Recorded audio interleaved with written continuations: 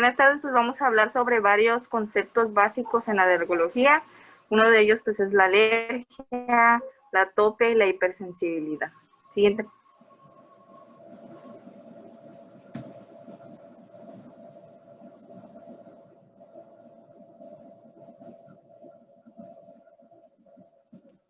Bueno, la alergia se define como una reacción anormal debido a una respuesta exagerada a cualquier sustancia que se encuentre en el medio ambiente y que normalmente a los demás individuos no desarrollan esta reacción, pues esta reacción alérgica.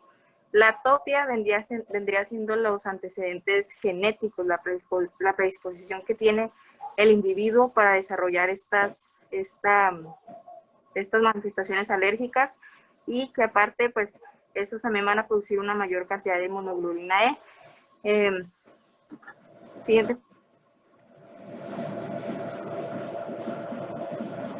Y bueno, vamos a hablar sobre el proceso el proceso patológico de la alergia. La alergia, pues, como ya dijimos, es una respuesta inmunitaria frente a varios antígenos ambientales. En este proceso van a participar varias células, como son los linfocitos T cooperadores, eosinófilos, mastocitos y las inmunoglobulinas C. Este proceso se va a dividir en dos fases, la fase inmediata y la fase tardía. En la fase inmediata, pues se va a desarrollar en los primeros minutos, pues va a haber aumento de la permeabilidad vascular, vasodilatación y pues contracción del músculo liso, ya sea bronquial o visceral. Después, la reacción de fase tardía, que se desarrolla dentro de 2 o 3 horas, se va a caracterizar por una acumulación de eosinófilos, neutrófilos e incluso también macrófagos. Siguiente. Y bueno, el primer paso para desarrollar pues, la alergia es la primera exposición al alérgeno. El alérgeno pues va a ser cualquier proteína o sustancia química que se encuentre en el ambiente, ¿no? La más común pues es las proteínas del polen, los ácaros del polvo, algunos epitelios animales y que cumplen con ciertas características. Por ejemplo, los sujetos que presentan este tipo de manifestaciones, pues es necesario que se expongan repetidamente al mismo alérgeno y pues estos no van a estimular respuestas innatas de tipo TH1 y TH2, van a desarrollar o van a presentar respuestas principalmente TH2. También la naturaleza química es muy importante. La mayoría de los alérgenos pues presentan masa molecular baja, una alta glucosilación y también pues alta solubilidad en los líquidos corporales. Como se observa en la imagen de la derecha, vemos cómo se presenta el alérgeno a los linfocitos T. En este caso es una proteína del polen en el cual se entra en contacto con la barrera epitelial, la atraviesa y pues una célula presentadora de antígenos pues como la capta y se dirige a los nodos linfáticos, a los folículos linfoides y ahí le presenta el antígeno pues a un linfocito T folicular para que éste active al linfocito B y se haga pues el cambio de anticuerpo, ¿no? El cambio al isotipo IgE. Verás, darle la siguiente. Y pues sería el paso 2. El linfocito T folicular va a activar al linfocito B gracias a varias interleucinas, la interleucina 4, la interleucina 13 y pues gracias al ligando CD40. Entonces se va a activar el linfocito B y va a hacer el cambio de isotipo a inmunoglobulina E.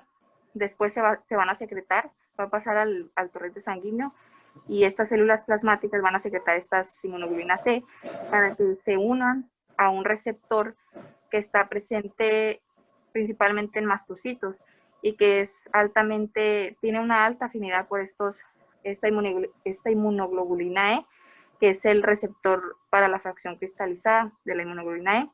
Entonces, en el momento que se une a este receptor, se conoce como sensibilización, es decir, el mastocito ya está como preparado para para empezar la actividad biológica, pues para su activación, para la desgranulación y lo demás. Verás, dale la siguiente. Y bueno, sí, el paso 3 es la activación y aquí se van a dar 3 tipos de respuestas biológicas. La primera, pues es la desgranulación y pues también se va a dar la síntesis, la secreción de mediadores lipídicos y de otras citocinas. Entonces, en el mastocito están presentes mediadores preformados, que son los de como las aminas vasoactivas y varias macromoléculas del gránulo, que son los que van a estar presentes en la inmunidad, en la respuesta inmediata. Y después están los mediadores sintetizados, que son los mediadores lipídicos y varias citocinas. Como ven en la imagen de la derecha, en el momento en que se expone por segunda ocasión al alérgeno, este se va a unir a las inmunoglobulinas. Después se van a entrecruzar y así van a activar al mastocito, ¿no? Permitiendo así la desgranulación. Y en la fase inmediata pues va a haber la liberación de histamina y varios mediadores lipídicos. Eso es lo que va a provocar pues la contracción del músculo liso y la fuga vascular. Después ya de 2 horas en la parte derecha se puede ver cómo se van a estar sintetizando varias citocinas que son proinflamatorias. Verás, dale la siguiente. Y bueno, aquí ya vienen los mediadores. En la parte superior se ve la etapa inmediata y en la parte inferior se ve la etapa tardía. Primeramente tenemos a las aminas vasoactivas, que ya lo mencionamos, por ejemplo la histamina y varios mediadores lipídicos, como son los derivados del ácido araquidónico, como son las prostaglandinas, los leucotrienos y el factor activador de plaquetas. Pues estos van a provocar igual la vasodilatación, la fuga vascular, broncoconstricción y también un aumento de la motilidad intestinal. Después las citocinas, sobre todo el factor de necrosis tumoral, interleucina 3, interleucina 5, que este va a ser importante ya que es un potente activador de los eosinófilos, y todas estas citocinas van a ser los encargados de que haya un reclutamiento pues en el área afectada de granulocitos, y pues así se perpetúa la inflamación. Además, también se van a secretar varias enzimas, como es la triptasa y la quimasa, que van a provocar un daño del tejido directamente. Siguiente.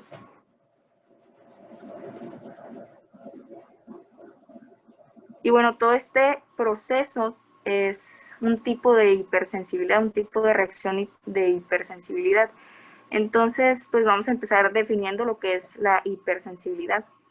La hipersensibilidad pues, se va a referir a una respuesta excesiva o inadecuada frente a varios antígenos que habitualmente no son patógenos y que van a causar pues, inflamación tisular y pues, un mal funcionamiento orgánico.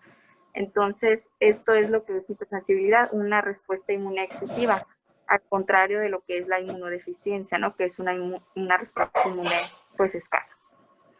¿Verdad? Dale a la siguiente.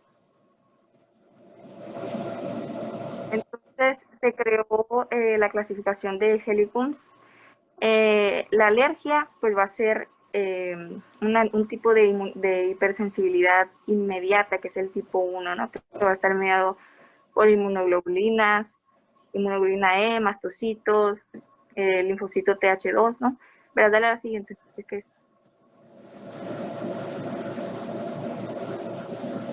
Y pues el tipo de la reacción de hipersensibilidad tipo 2, que se conoce como hipersensibilidad citotóxica, va a ser mediada por varias inmunoglobulinas, sobre todo la G y la M, y por medio de diferentes mecanismos, pues van a provocar ya sea un daño endotelial o, bueno, un daño celular o la muerte directa de la célula. Por ejemplo, pues en la imagen derecha vemos cómo se está opsonizando a la célula y así provocando la fagocitosis de la misma, ¿no? ¿Verdad? Dale la siguiente.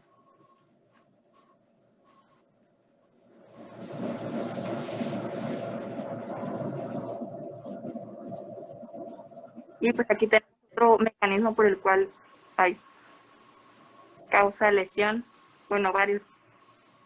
Bueno, ya pasó. Otro mecanismo es el que es mediado por el complemento. Bueno, dale la siguiente. Y otro es que se crean anticuerpos contra el receptor, anticuerpos antirreceptor. Este tipo de hipersensibilidad se va a ver, bueno, la hipersensibilidad tipo 3 va a ser mediada por inmunocomplejos. Como ven en la imagen derecha, vemos cómo la inmunoglobulina E se va a unir a un antígeno y van a formar inmunocomplejos. Estos inmunocomplejos se van a depositar en tejidos y van a iniciar una respuesta inflamatoria. Van a reclutar pues al complemento y van a provocar el reclutamiento de varios células leucocitarias y así pues van a secretar factores que van a provocar pues un proceso inflamatorio local. Este se ve principalmente en el lupus eritematoso, poliarteritis, artritis reumatoide y entre otros, ¿verdad? Dale. Y el tipo de hipersensibilidad tipo 4 se conoce como retardada porque los efectos van a ser evidentes a las 24, 48 o 72 horas, ¿no?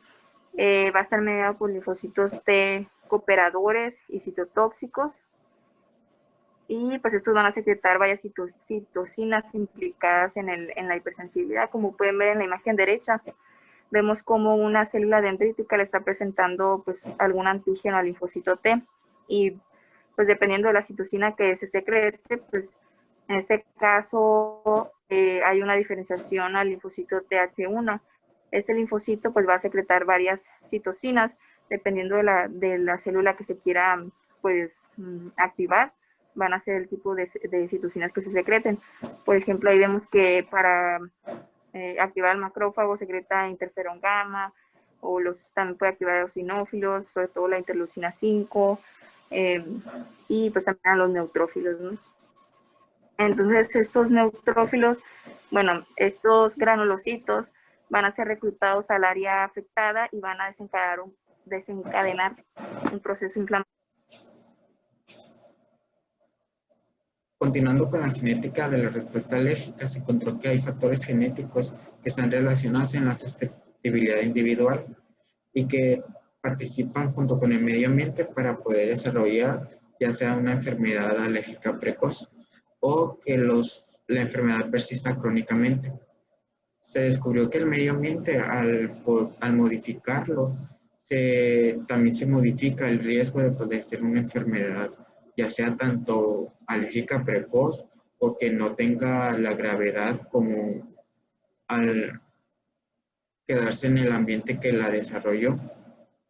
En estudios recientes se descubrió que hay aumento en las alergias de los lactantes, así como en los lactantes, que solo se puede explicar porque hay un cambio en el ambiente por la contaminación. La susceptibilidad individual va a estar relacionada tanto como los factores hereditarios y las exposiciones ambientales multifacéticas. La variación, también va a haber una variación en la respuesta de cada paciente al tratamiento y estos van a desarrollar también diferentes reacciones adversas debido a los factores genéticos hereditarios que el paciente tenga. Con esto se infiere que la susceptibilidad a padecer una enfermedad alérgica se va a deber de la herencia de muchos factores de susceptibilidad genético que éste tenga, ya sea un familiar que padezca asma, pues es más susceptible a que los hijos también la padezcan, al, a- al igual que se han hecho estudios en gemelos monocigóticos que ahorita les voy a mencionar. El estudio de la genética va a permitir identificar los nuevos factores, ya sea que estén implicados tanto en la etiología de la enfermedad como en los mecanismos que éste tenga, para comprender y poder hacer un diagnóstico mejor y poder realizar el tratamiento más oportuno. Hay estudios de heredabilidad que descubrieron que hay un riesgo hereditario en la atopia y en el asma. Estos factores de riesgo son independientes porque se encontró que si hay susceptibilidad a la alergia, puede que sea que no haya susceptibilidad, puede ser una atopia en sí. Continuando con la evidencia componente genético de la alergia, se desarrollaron diferentes estudios. Hay estudios que son asociados a, que se llaman estudios de asociación eh, de genes candidatos, y el otro tipo es de estudio de asociación de asociación genómica. Los primeros son estudios que se basan en la variación, que evalúan la variación genética para comprender las regiones que ya se conocen, como por ejemplo genes que están implicados en la producción de citocinas o quimiosinas, que estos pueden estar relacionados pues en una enfermedad alérgica, tanto como los receptores también que están implicados en esto. Entonces se realizaron estudios de agregación familiar y de gemelos. La agregación familiar significativa de atopia y enfermedad alérgica y fenotipos intermedios, se encontró que hay una relación entre estos, como la hiperactividad bronquial y la concentración sérica de total de inmunoglobulina E. Esta porque se encontró que si una persona, por ejemplo, si una persona tiene un familiar con asma, la probabilidad de que éste la desarrolle es de 3 a 4 veces mayor que a personas que no tengan una herencia familiar de asma. Y también se encontró que los pacientes que son gemelos monocigóticos, estos tienen el 100% del genoma igual, que hay una mayor correlación en la concentración de inmunoglobulina G sérica y mayor concordancia para que el asma de gemelos monocigotos se presenten que en los gemelos disigóticos.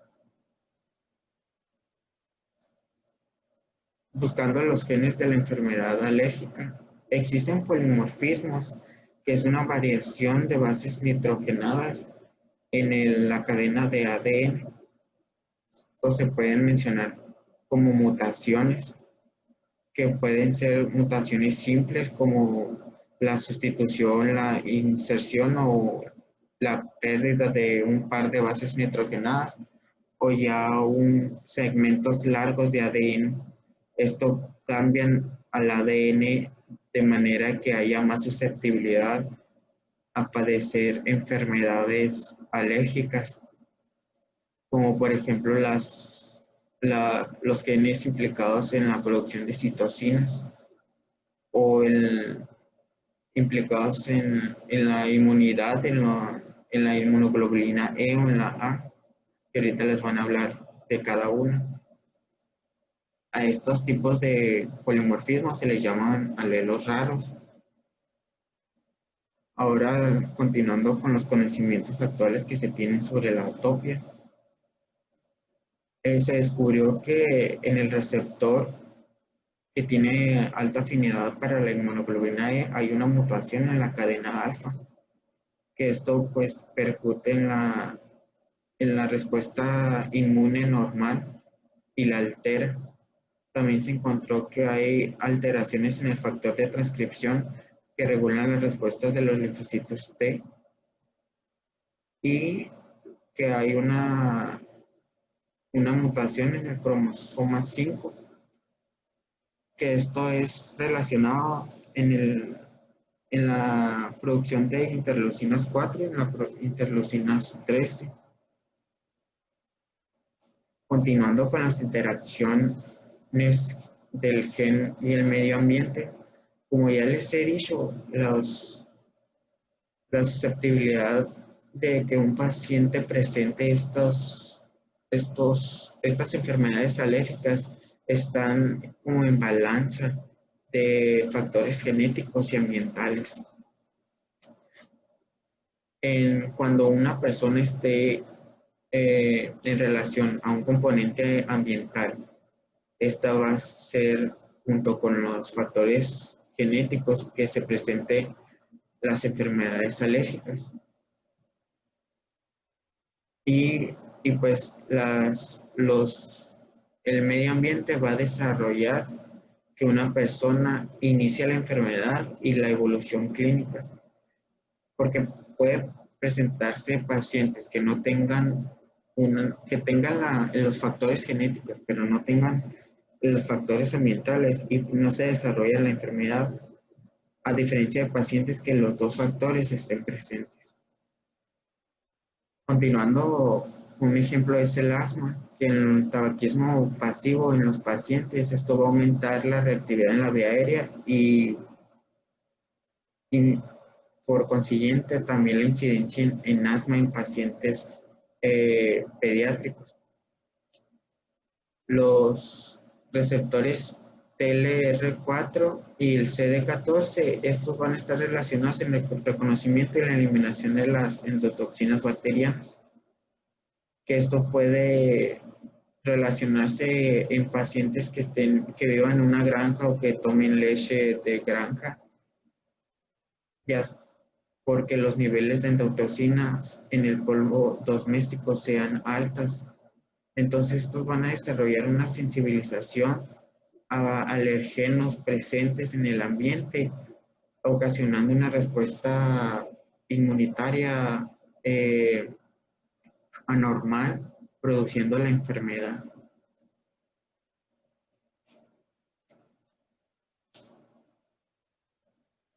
Continuando, la participación del antígeno leucocitario humano en el proceso de la alergia. ¿Te puedes dar?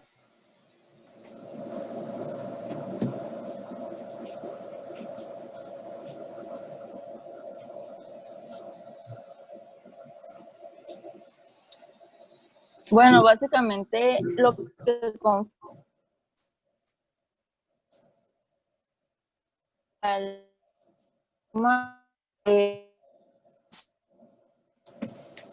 más de 200 genes en el brazo corto, en el brazo pequeño del cromosoma número 6.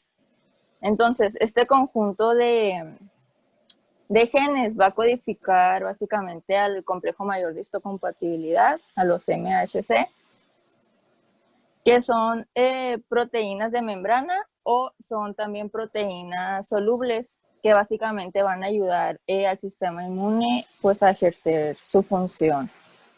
La función pues consiste en reconocer aquellas moléculas que son propias y como luchar en contra de las que son ajenas.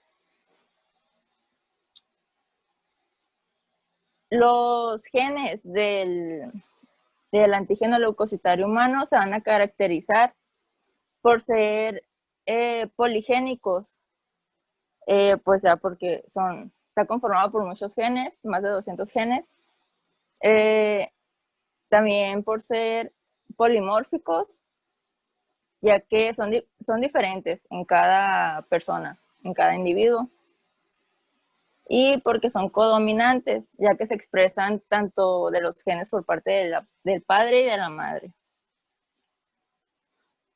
Tenemos 3 tipos de MHC, que son los clase 1, los clase 2, los clase 2 y los clase 3. La siguiente, por favor.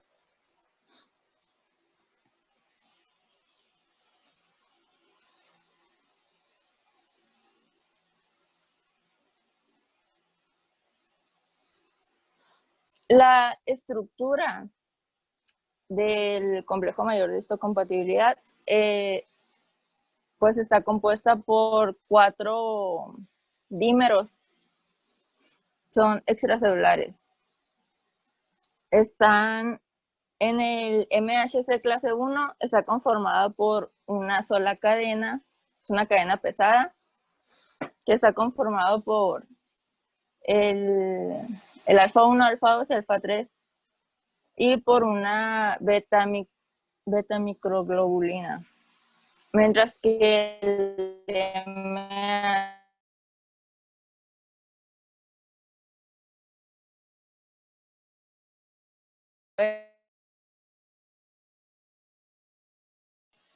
ambos van a estar unidos pues a la membrana de las células en la región transmembrana.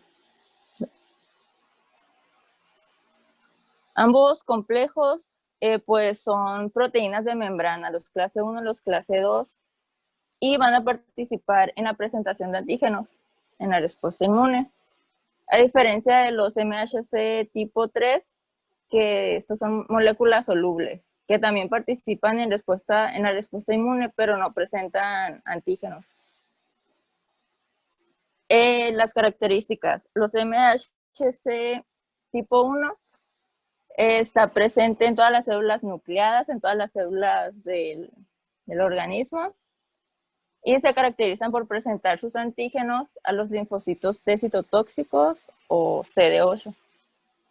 Mientras que el complejo mayor de histocompatibilidad tipo 2 se presenta solamente en células presentadoras de antígenos, que serían los macrófagos, los linfocitos B y las células dendríticas.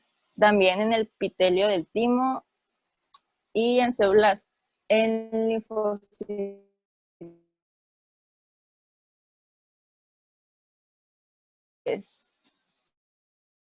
sus antígenos a los linfocitos T cooperadores o a los CD4.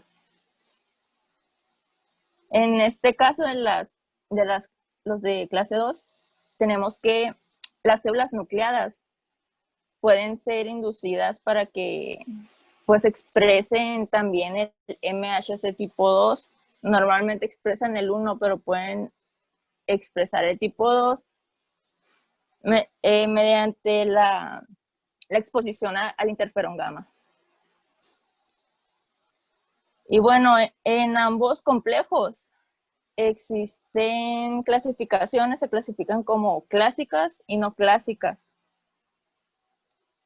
En el caso de las cadenas pesadas de la tipo 1, las cadenas pesadas están codificadas por genes localizados en el locus del antígeno leucocitario humano tipo A, tipo B y tipo C. Esas son las clásicas, que son las que participan en la presentación de antígenos. Y entre las no clásicas tenemos a la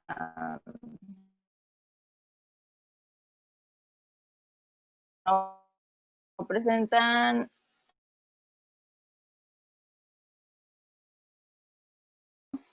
¿no? de la madre contra el feto. Y la HLA-E presenta péptidos a ciertos receptores en las células de natural killer. Bueno, y las cadenas de la clase tipo 2, la cadena alfa y beta, están codificadas por genes localizadas en los locus DP, del tipo DPA, DPB, el DQ, que sería DQA, DQE, y los DRA y DRB, que esos son como los clasificados entre los clásicos. Y los no clásicos serían los locus del HLA-DM, también tipo A, tipo B, y DO, tipo A y tipo B. La siguiente, por favor. Ha visto que hay varios alelos del antígeno leucocitario humano que están implicados en el desarrollo de ciertas enfermedades respiratorias alérgicas. La HLA tiene un papel, pues, en este caso, en el desarrollo de esas respuestas alérgicas, pero también tiene un papel importante en la protección contra este tipo de enfermedades alérgicas. La condición alérgica básicamente pues se genera cuando hay una exposición a cierto alérgeno, ¿no? Y que el individuo está predispuesto y desencadena una. Caso de, como ejemplo tenemos a la rinitis alérgica. Este se ha encontrado que está asociado al HLA clase 2, específicamente con los locus DR, B, DQ y DP. Y también con las isoformas de la HLA-G, que es soluble, que es de las no clásicas. Entre las isoformas tenemos a la A, la B y la C. Entonces, la presencia de estas isoformas, pues, se ha relacionado mucho con esta enfermedad, con la rinitis alérgica. Y también, pues, asimismo, entonces, la HLA-G soluble puede considerarse como un biomarcador para evaluar la gravedad de la rinitis. Y pues la rinitis se caracteriza por rinorrea,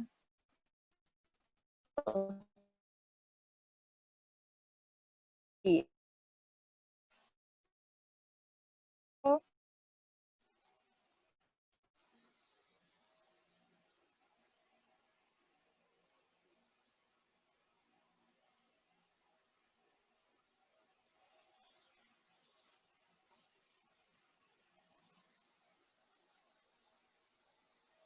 bueno, el asma alérgica está asociado también a los MHC clase 2. Específicamente, el primero que se encontró fue el de locus HLA-DQ. Y por otro lado, también se encontraron más, que sería el DQB1 y el DRB1. Y pues, básicamente se asocia con el asma alérgica, es como predisposición a padecer el asma. Y tenemos también el del MHC clase 1, el del HLA-G, de entre los no clásicos, que también su presencia se relaciona con esa enfermedad. Siguiente.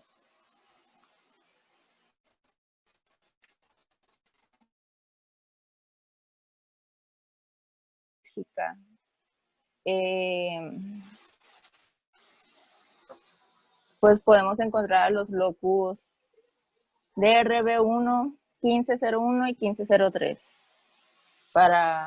como riesgo alto para padecer esta enfermedad. Pero también encontramos marcadores protectores que serían el DRB1 y el DQ. Siguiente.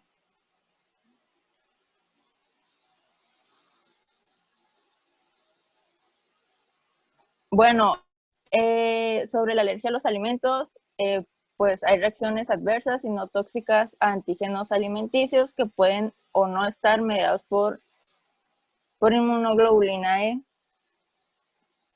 No puedo ver acá abajo. Bueno, hay un riesgo de padecer alergia contra el huevo, la leche del maní, y esto está altamente relacionado con los locus DR y DQ. La siguiente.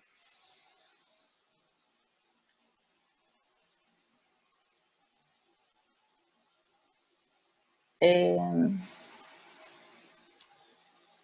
no es mío.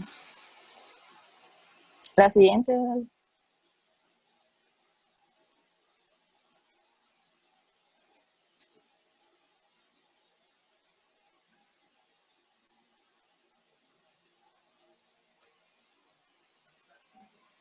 Esa. Ahí está. Esa, déjala. Bueno, tenemos, a ver, alelos con susceptibilidad a padecer ciertas enfermedades alérgicas. Por ejemplo, para el maní, el más asociado es el DRB18, mientras que para la alergia a la zanahoria, DRB112.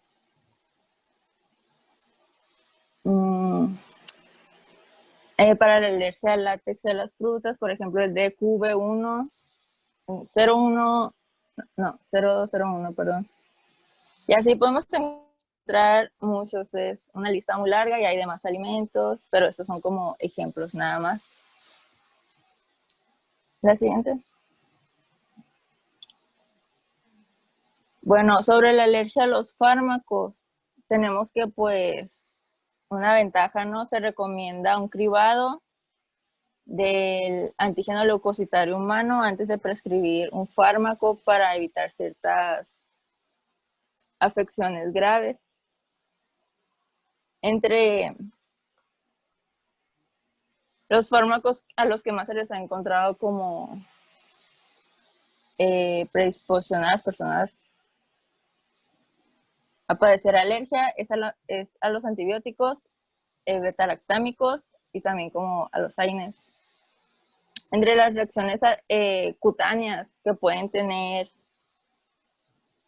por esos fármacos pueden ser como erupciones y urticaria, pero también puede haber como afecciones más graves, incluso mortales, como el síndrome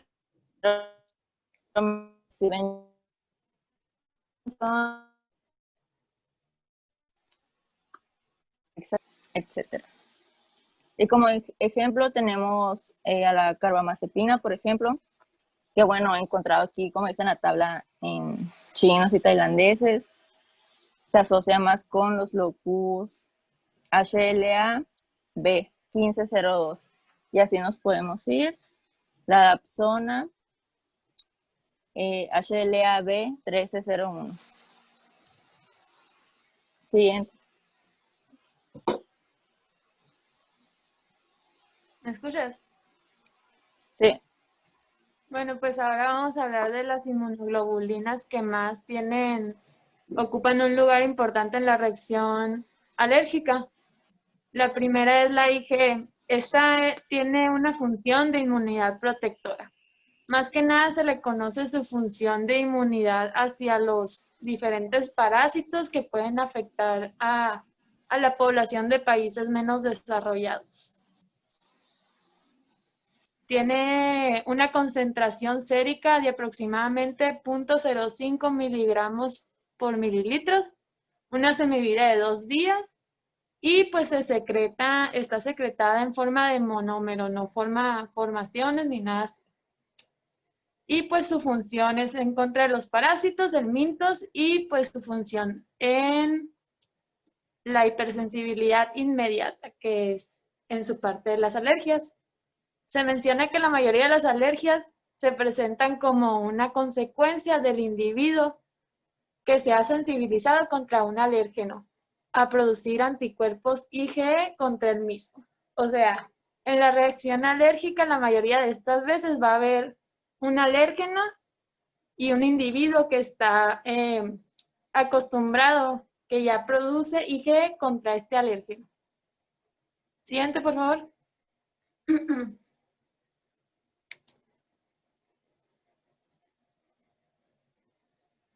Y pues la reacción alérgica es en sí las consecuencias patológicas de la interacción del alérgeno y la IgE, que se une a receptores de alta afinidad. Los receptores de alta afinidad hacia la IgE, pues ahí se ve el nombre en negritas, se encuentran en células cebadas, basófilos y eosinófilos. Como pueden ver en la imagen, está ¿qué es? Una célula cebada. Tiene un espacio que es el receptor de la inmunoglobulina. Cuando un alérgeno llega, este alérgeno tiene dos IgE y forma un enlace cruzado, lo que hace que al momento de la IgE conectarse al receptor de alta afinidad de los mastocitos o basófilos o eosinófilos, van a liberar sus gránulos y esto va a causar la lesión, la respuesta hacia el alérgeno. Y en el caso de los basófilos, células cebadas, pues liberan múltiples sustancias vasoactivas, entre ellas, pues la histamina, que es su acción principal, es la inflamación. El eosinófilo tiene una proteína catiónica del eosinófilo, que este tiene un efecto citotóxico, afecta, causa lesión en las alergias. Siguiente, por favor.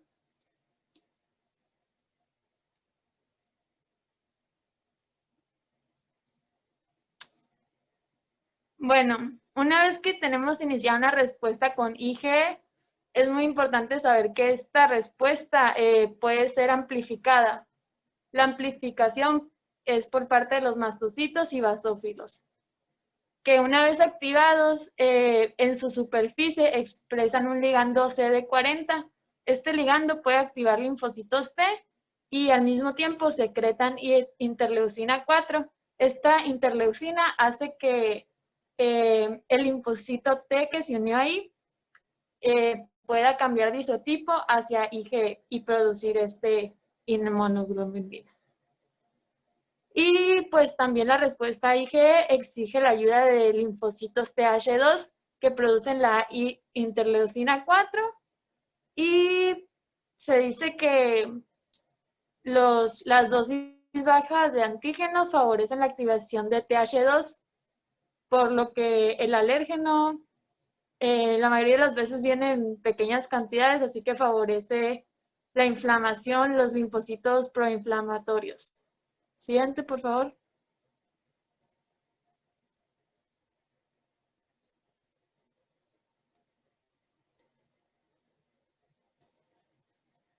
La otra inmunoglobulina de la que vamos a hablar es la IgA.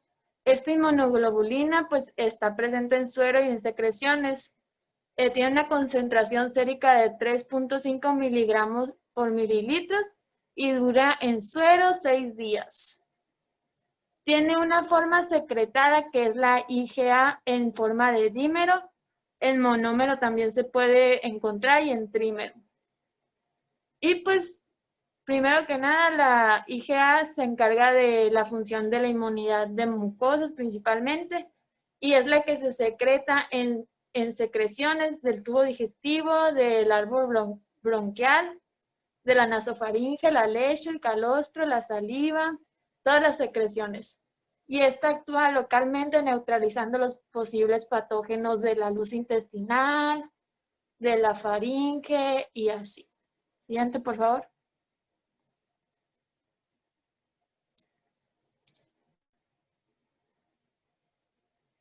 La IgA, pues es la IgE principal en mucosas. Esta tiene dos subclases, la IgA1, que es más abundante en suero y en secreciones, y la IgA2, que es más abundante en el colon. La IgA2 constituye solo el 10% de la IgA sérica. Y la IgA sérica es más que nada en forma de monómero. Existen tres formas, que es el monómero, el dímero y la secretora. Siguiente.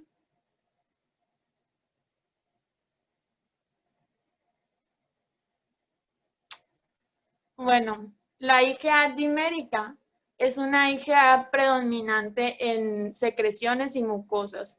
Estas son dos IgA unidas por una cadena J y además se puede secretar gracias a que tiene un componente secretor. Este fragmento proviene del receptor de la membrana basal de la célula epitelial de las mucosas y esta va a ser captada por la mucosa y se va a secretar de forma selectiva. Y pues también esta parte del componente secretor le confiere a la IgA mayor resistencia hacia las enzimas que se encuentran en el medio al que va a salir. Por ejemplo, el medio intraluminal le confiere mayor resistencia ante las enzimas proteolíticas del medio. Se dice que es la primera línea de defensa contra los antígenos extraños en la superficie de nuestras mucosas. Y pues los anticuerpos IgA neutralizan proteínas extrañas y tóxicas en el lumen intestinal. Siguiente, por favor.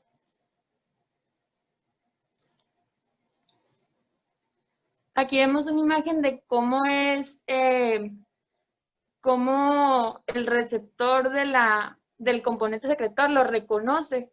Una vez que lo reconoce, pues secreta esta proteína y así puede salir hacia el lumen con la especificidad y así. Siguiente, por favor. La IgA en la producción de mucosas. Pues se dice que al cubrir las zonas sensibles a los ataques, pueden actuar como una barrera que muchos autores la describen como que impiden el paso, bloquean que entren otros microorganismos y pues muchas veces desempeña un papel en las reacciones alérgicas, ya que si no hay IgA, hay mayor posibilidad de que un microorganismo pueda entrar y se absorba y pues interactúe con diferentes células proinflamatorias, se crea una resistencia, una hipersensibilidad a este antígeno. Entonces, si la barrera no está bien hecha, pues puede causar esto. Siguiente, por favor. Pues la prueba puede ayudar a diagnosticar diferentes problemas del sistema inmunitario en los intestinos y los riñones. Existe una asociación entre los niveles bajos de IgA o los niños que nacen que no tienen IgA, tienen mayor riesgo de desarrollar afecciones autoinmunitarias como las infecciones, el asma y las alergias. ¿Siente? Bueno, ya es todo. Gracias por venir a la clase. Bye.